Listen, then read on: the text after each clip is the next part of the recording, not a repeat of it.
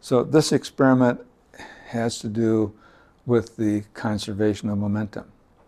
And I can state, and that's what you're going to try to find out, although friction is going to thwart you a bit, and inelasticity as well, that in all collisions, total momentum, that is the momentum of each body, is conserved, which means the total momentum before is equal to the total momentum after.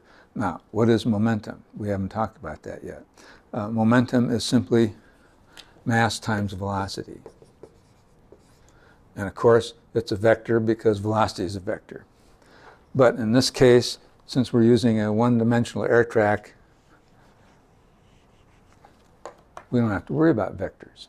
So the total momentum, the sum of the momentum of all bodies colliding is equal to a constant. That is the law of conservation. Conservation in physics means it doesn't change, it's constant.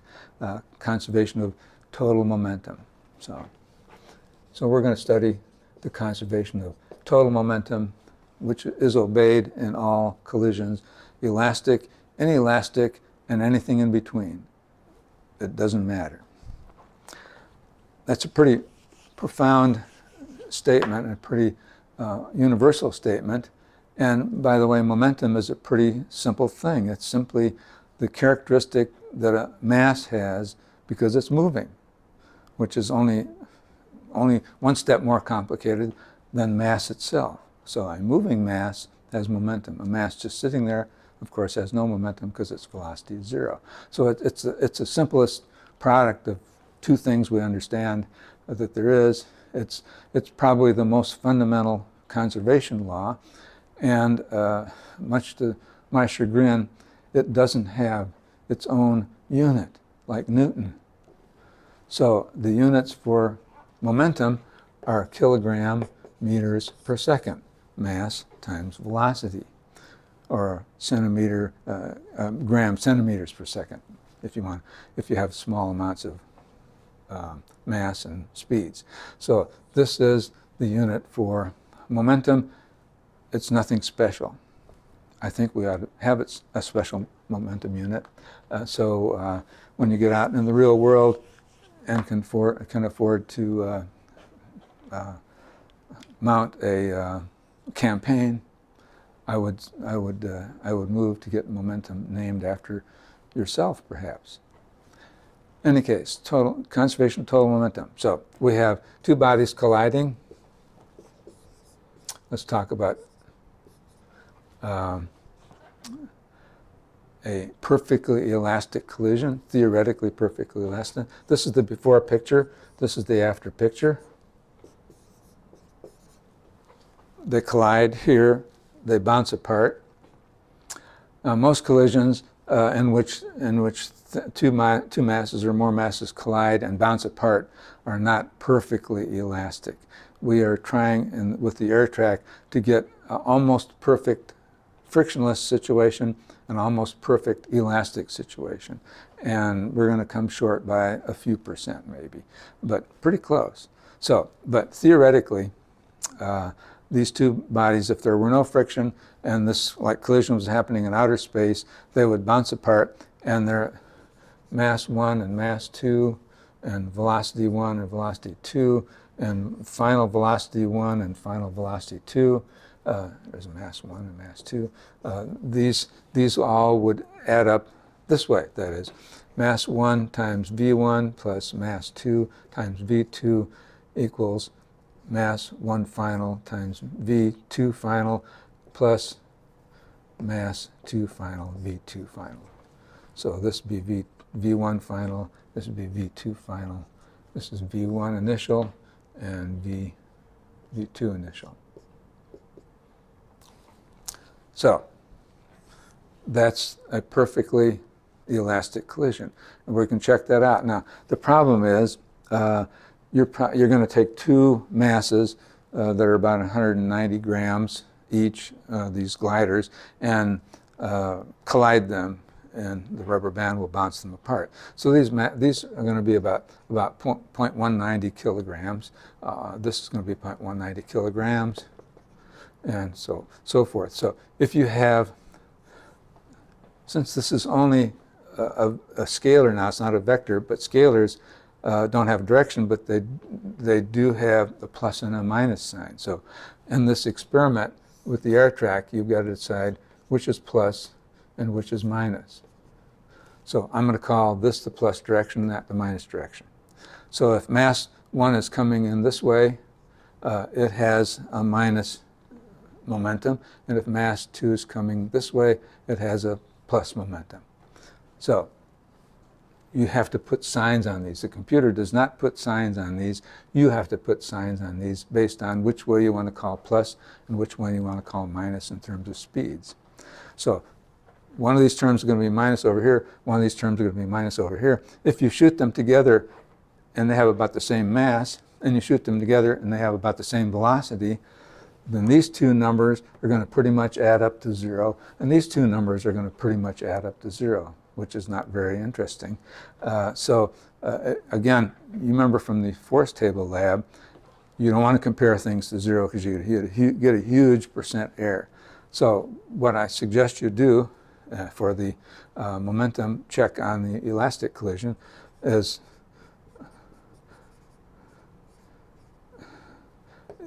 to take the momentum before and maybe move this over to the other side, minus m1 final v1 final, and then have it equal to m2 final v2 final. So these three momenta should add up to this particular momentum. Then you can compare something that's not close to 0 to something that's not close to 0 and get an honest percent error analysis. We did that, remember, force 1 plus force 2 or x equals minus force 3. And in the theory that the sum of the forces is equal to 0, that used to be over on this side, but we want to compare to something that's not 0 to calculate a better, more honest percent error. So we do the same kind of trick here. Now, for the inelastic collision, by the way, this is a perfectly inelastic collision, and you can tell that right away because the two bodies, however many bodies collide and stick together and move as one body. So this is a perfectly inelastic collision. This is not quite a perfectly elastic collision. We're going to do this for equal masses, and then to be a little bit trickier, we're going to do this for unequal masses where we have another 100 grams on one or the other of these masses. And the same thing for the inelastic case. We're going to have mass 1 heading towards mass 2, and we're going to have a little gizmo. You'll see that later. This is the before picture, and the after picture is that mass 1 and mass 2 are stuck together and they're traveling off in one direction or the other. But total momentum is conserved. And again, you can see that if these two masses are equal and these two velocities are equal, when they collide, they're going to stop.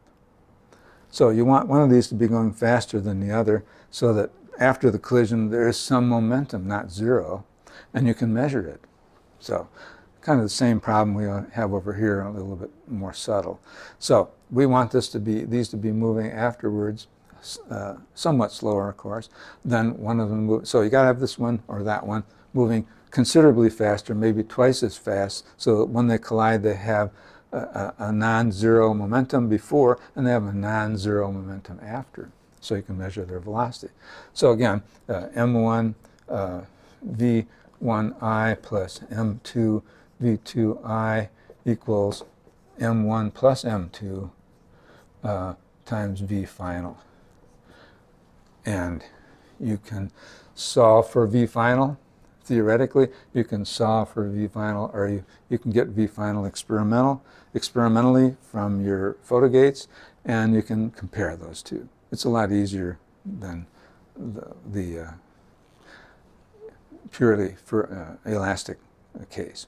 So that's our experiment, and so we're going to try to verify that that this is true to within the experimental error based on the experiments that we'll talk about in a bit, experiment A and experiment B, which are the upfront experiments to determine the error sources in this lab, which are the elasticity of the rubber band, experiment A, and the friction, the slight amount of friction on the air track, which is experiment B.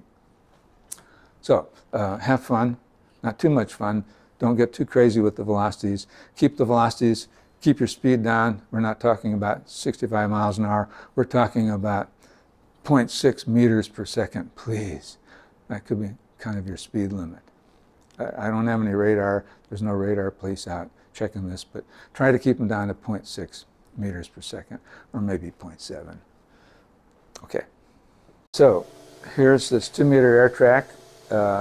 We've got the blower set on 4.5, and sorry about the background noise, that's going to be there.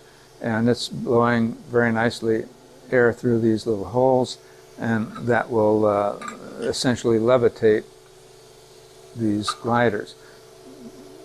Don't move the gliders back and forth on the air track unless the air is on, because you'll gall the air track and it won't work right. There'll be friction. Okay, so the air track is supposed to almost reduce friction to nothing, which is one of our little experiments. So the first thing we need to do is to get this air track level by adjusting one or the other of these screws over here on this leg. So I think I've done that. So if you very gently set this at 100 and release it, it shouldn't go anywhere. It may rock back and forth a little bit, that's okay, but it's really not going to go anywhere. Oh, it's going to go somewhere. Oh, there. All right, so that's pretty close to balance. We'll just leave it at that. I could do a little bit better. It seems to want to be going that way a little bit more, but just a small amount of turn on this, the bottom knob, not the top knob, and you can adjust it. So the air track is level, and you need to check it for level, just like you need to set your balance to 0 before you mass anything. Okay, so we have 2 air tracks, and they're set. We have 2 photo gates, and they're set at a level so that the beam, the infrared beam, which goes across, is broken by the top of this glider.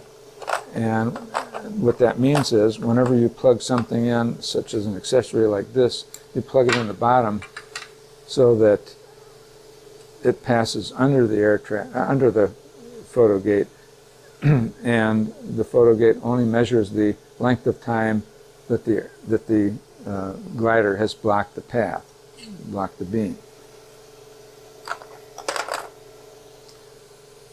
Okay, so after we've leveled it, the first experiment, this is photo gate number 1.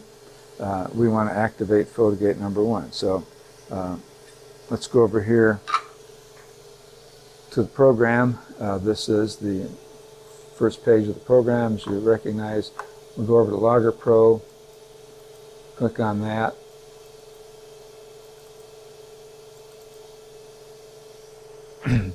Go to the File menu, go to Open, and you will then see the experiment, list of experiments possible. Run down that list till you get the probes and sensors.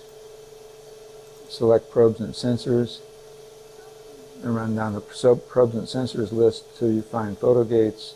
Select photo gates, and then I'm going to scroll down to the 1-gate timer. This is the 1 gate we're talking about. Okay, then we want to open that.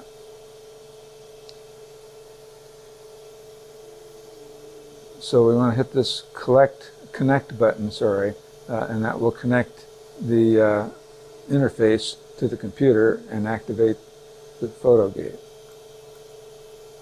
And when I did that, that disappeared, and this collect statement here, word turned green, which means it's active.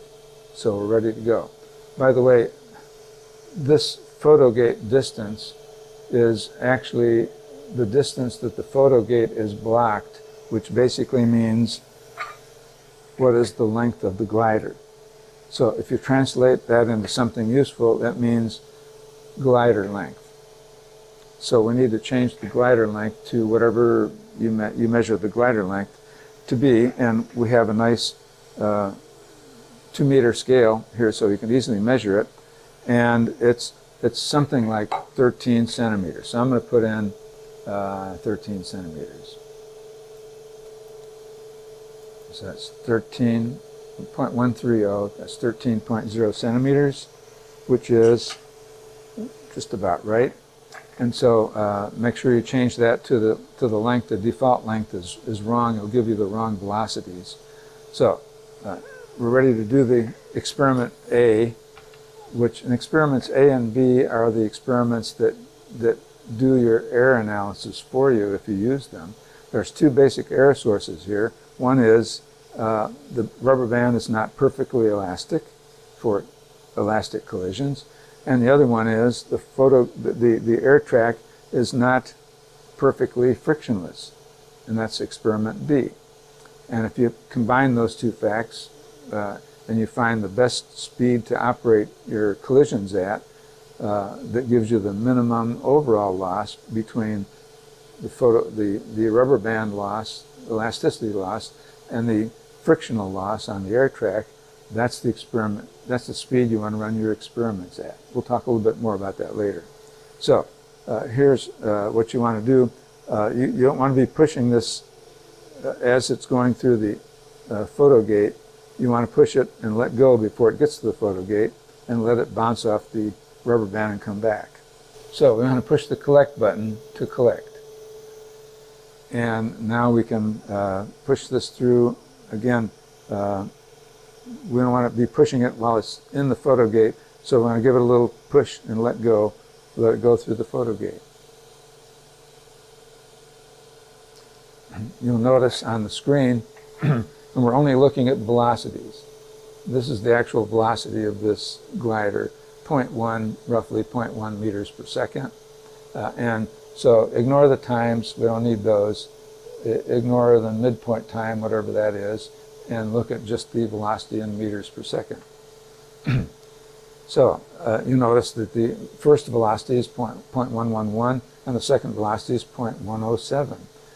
What that means is, let's just round that off to 100. So it's lost 0.004 out of 0.1. If you divide 0.004 by 0.1, you get 4%. So it's lost 4% of its velocity on the way back, which means because it hasn't traveled very far on the air track, it hasn't lost much by friction, and so it's lost 4% of its velocity thanks to the inelasticity of the rubber band. So that's one experiment. Let's shoot it a little bit faster. So that's 3 times faster. And again, if you subtract these 2 numbers, you get about 0.013 out of 300, which is 3 divided by, that's 13 divided by 300, which is about 4%. So it's pretty much the same. So that's nice. Each air track is going to be different, so I mean, you can't judge what you're going to get by what I'm getting. And so let's shoot it through a little bit faster. Okay, and a little bit faster.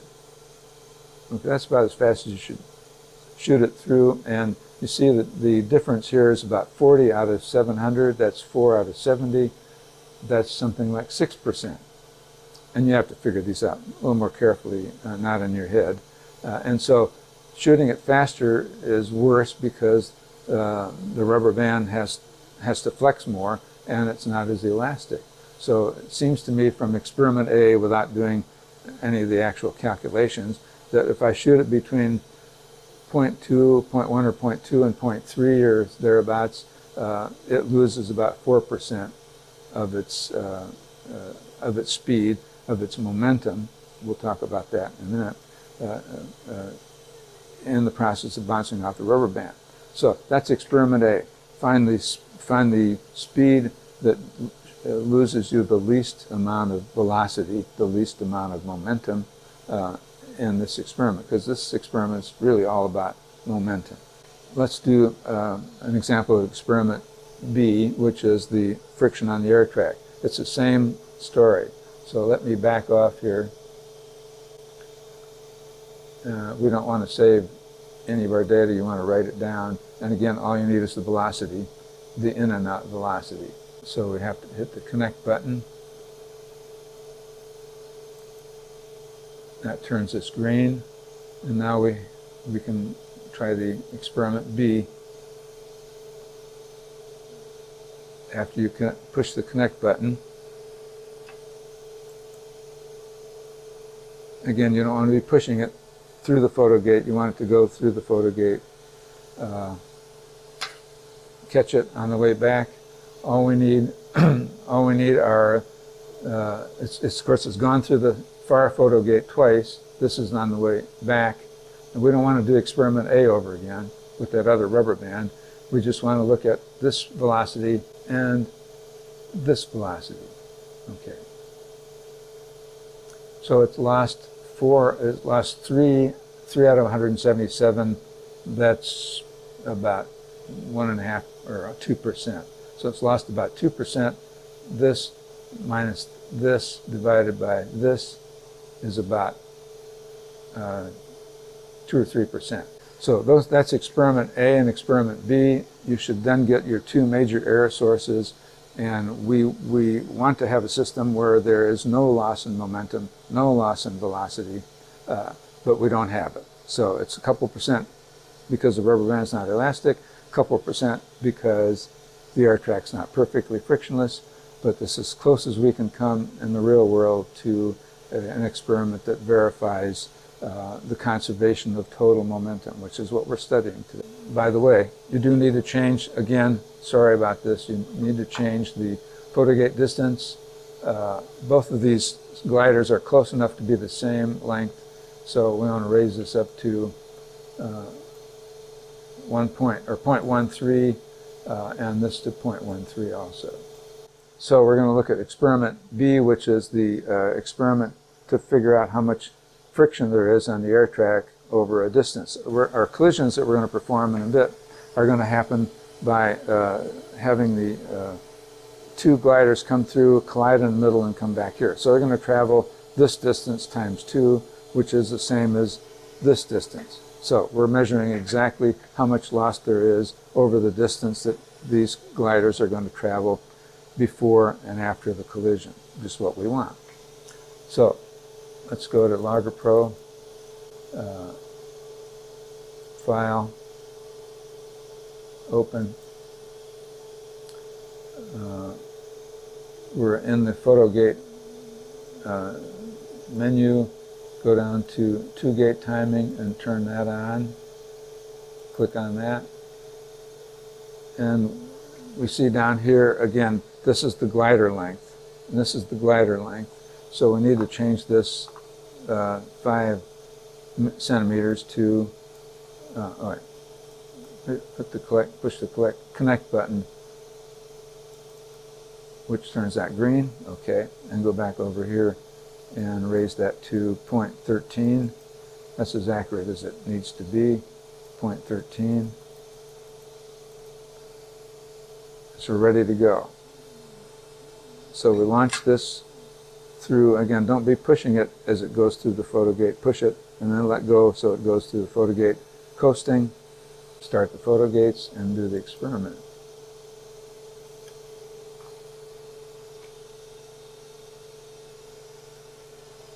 Okay, I'm going to catch it so that we don't have too many velocities. We want this and this. Okay, so the speed was 0.493 meters per second here. That was 0.484 there, which means it's lost some speed, it's lost some momentum, and in fact, this is about, if you subtract these two, that's about 0.009 divided by this number here gives you about a 1.8%. You have to figure that out more carefully. About a 2% velocity loss going from this photo gate, traveling this distance through the other photo gate. So there's about a 2% loss because of friction on the air track. there was about a 2 or 3% loss in the rubber band, so that adds up to be 5%.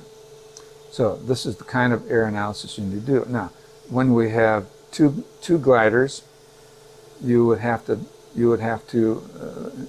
use, by the way, you want to use the same rubber band to put on the gliders to test, because we've tested the elasticity of this rubber band. So we want to use that particular rubber band. So when the two gliders come together and collide and bounce back away, they're bouncing off the rubber band you've tested in experiment 1, or experiment A. And because there are two gliders, but only one rubber band, you would have to double the frictional loss due to each glider, because both gliders are moving 1.4 meters roughly, but only one rubber band. So one of those, one A and two Bs, so to speak. Again, you want to insert these are called accessories. If you want to check the masses on these, they're built very nicely. Everything you plug in on the ends is almost exactly 10 grams, so we'll just call it 10 grams. The discrepancy is ignorable. And anything you put on the side, the side saddle weights is 50 grams, one on each side. That's 100 grams.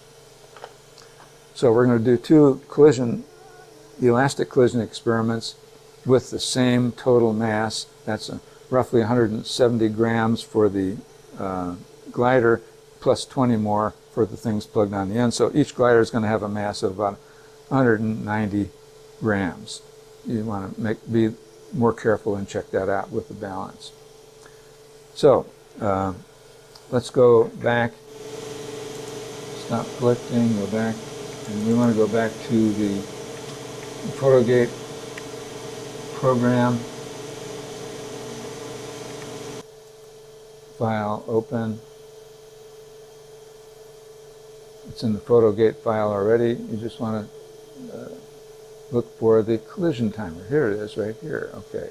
So the difference between the collision timer and the two-gate timer is the two-gate timer, you time from gate 1 to gate 2, and it won't time from gate 2 to gate 1.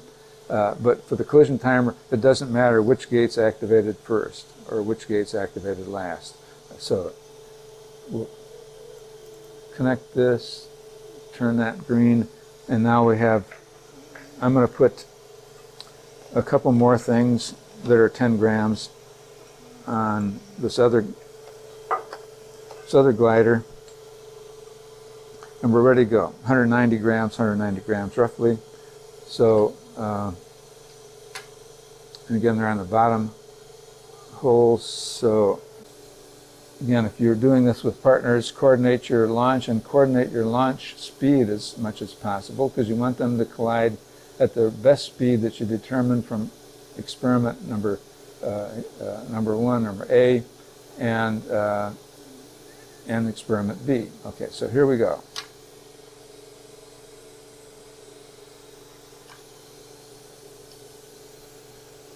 Okay, so that's given me 4 readings on the screen. This is the glider going through this gate, bouncing and coming back through that gate. So this is the glider on the right going through gate 1 and out through gate 1. This is the glider over there going through gate 2 and then bouncing back through gate 2. The order doesn't make a difference. If that one's going faster than this one, this reading will be down here instead of up there. So whichever it is. This is the in and the out for the glider on the right. This is the in and the out for the glider on the left. Okay. Each mass is about 190 grams. Mass times this velocity is the momentum of each glider. Glider 1 before, glider 1 after, glider 2 before, glider 2 after. That's the collision. Now the other experiment we want to do is, this takes a little bit more finesse. We're going to add 100 grams to one of the gliders so the masses are different, but we get the same display, 2 ins and 2 outs. And again, total momentum should be conserved. So that's how we do the elastic, so-called almost elastic collision, not perfectly elastic. So let's take a look at the inelastic collision. To do the inelastic collision, we need to take this little needle, careful, it's sharp, and put it on one of the gliders, and we'll use this other glider has a 10-gram added mass, and it's got a hole filled with beeswax, and when the pointer goes into this beeswax, they stick together, and of course it is a perfectly inelastic collision, which simply means the bodies stick together afterwards and they act as one body. So the problem is, if this has momentum x and this has momentum minus x, and they collide, they're going to have momentum x plus minus x, which is 0. So one of them's got to be going faster so that the two together go through one of these photo gates.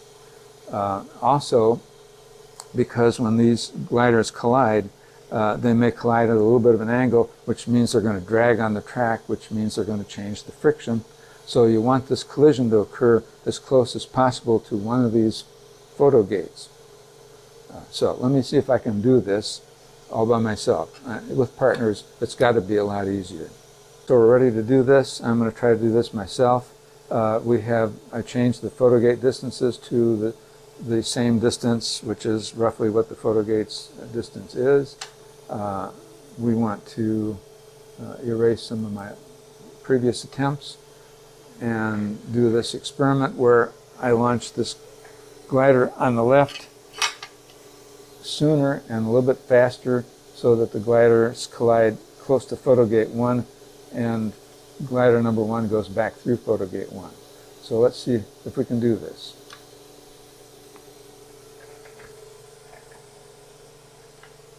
Okay. So this is the speed of this glider going through the photo gate. This is the speed of both the gliders connected together coming back through the photo gate. So the mass has been effectively doubled. This is the speed of the glider at the far end coming through the photo gate on the far end before the collision. So we've got 3 velocities, and they are more or less in the ballpark of 0.1, 0.2 to 0.4 meters per second, which we kind of figured out from our earlier experiments, roughly, that this is the best speed to do the experiment at.